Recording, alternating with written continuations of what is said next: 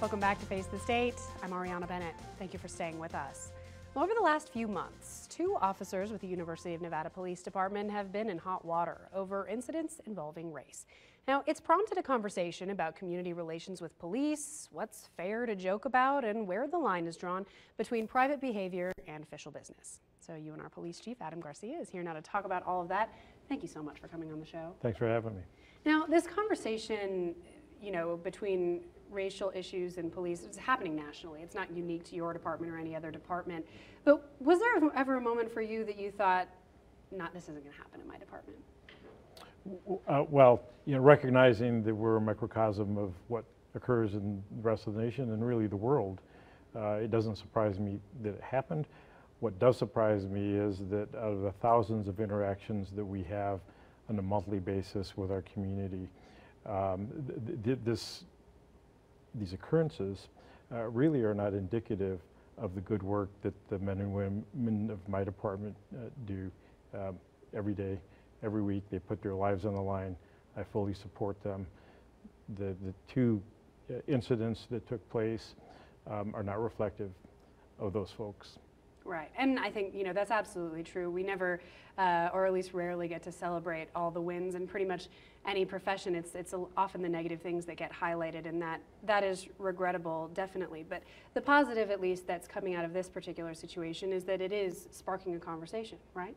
It is, and we take every incident, we learn from it, whether it's a criminal incident, whether it's an incident involving members of the department. In this case, it's opened up dialogue between my department and members of the community, not only within UNR, but in the broader sense in the Reno metropolitan area.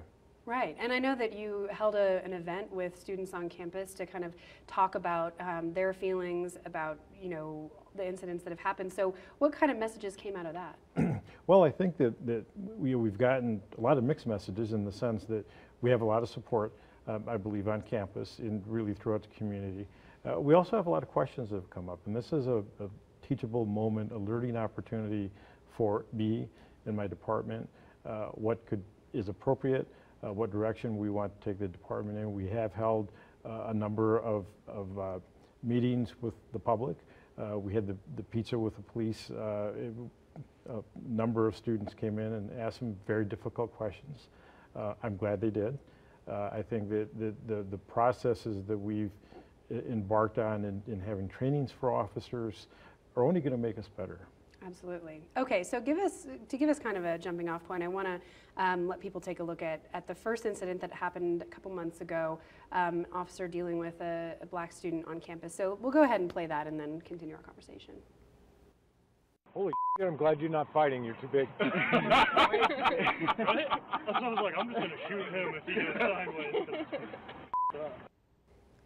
Okay, so pretty clear from watching the video, I think that the officer intended that as a joke. The conversation was meant to be joking.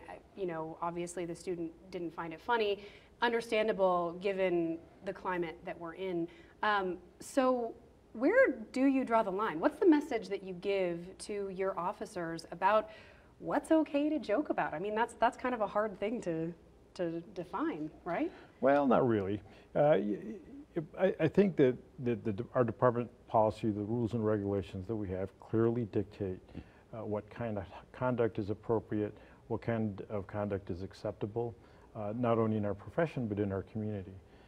That conduct that took place during that videotape body cam was inappropriate. It was in violation of our department policy, and we have taken the appropriate action. I can't discuss what that action is.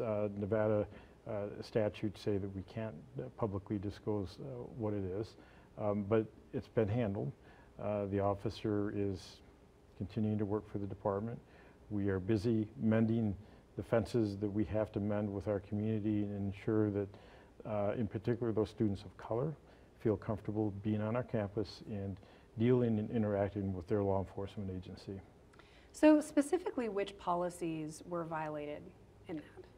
Well, specifically 319, which is our conduct policy, dictates what we find acceptable within the department in our dealings with the public. So is that, I mean, is it the profanity or what is it that's that is against the rule? Well, good question. It actually was both. The profanity and the interaction, the content of the words that were used with this specific student. Okay.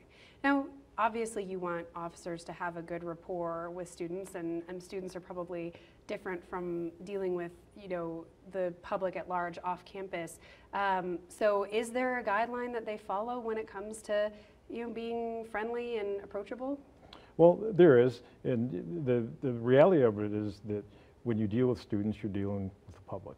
And we can't treat members of the public, regardless of their stature in our community, determine how we're going to talk to them.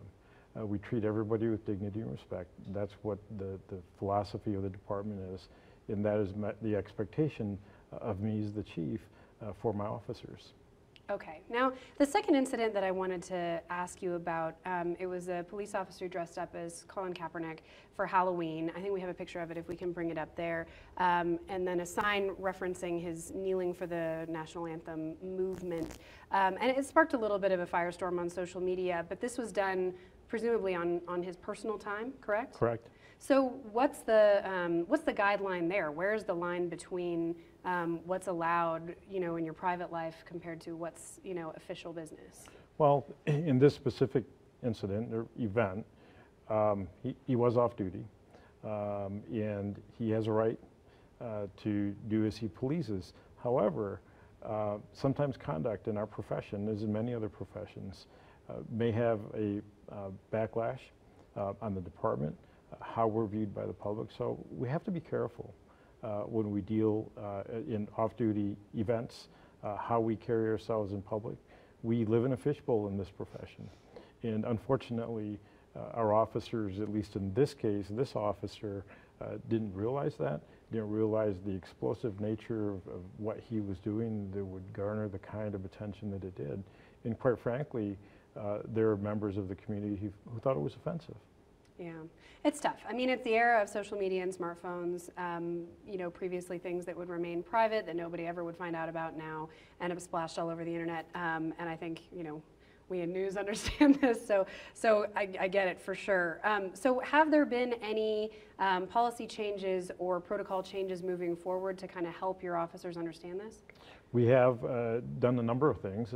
Two things that we did was we reviewed a number of our policies, and we have revised them to reflect some of the lessons that we've learned in these two events. We've also conducted department-wide training for both our leadership staff as well as the patrol officers and the civilians, others within the department, in fair and impartial policing. These two trainings are not going to end. I mean, they are things that we're going to continue to do for the foreseeable future. We're in the process of structuring some additional training with the Las Vegas Metropolitan Police Department in the spring, as well as with the Anti-Defamation League. Both of those so that we have an understanding, the expectations of what our community is looking for in their department. In addition, we've met with a plethora of different organizations on campus, the Jewish fraternities and sororities, the Black student organizations, others. As a matter of fact, we had one recently this week in which we met with students to discuss safety concerns. So we're reaching out to the community and ensuring that, one, they understand that this conduct is not acceptable. Two, that we're able to provide them with what it is that they want out of us. Yeah, well, community policing. So I guess we have just a minute or so left. With that, what message would you like your campus community and the community at large to have about all of this? Well, again, when it began, I talked about the thousands of contacts that we make every month with our community. I hear a lot of good things from my officers, from the community, but what the officers do, and they invest a great deal of time in the safety of our community. And so I want UNR, their students, our faculty, our staff, the greater community to know that we put them first. And these incidents, while they're unfortunate, are not reflective of who we are or what we're about. Absolutely. Okay, Chief Adam Garcia, thank you so much for your time. I sure appreciate it. Well, that is it for this episode of Face the State, but for more information or to see past episodes, you can just head to our website. That's ktvn.com. Thank you so much for being with us. We'll see you next week.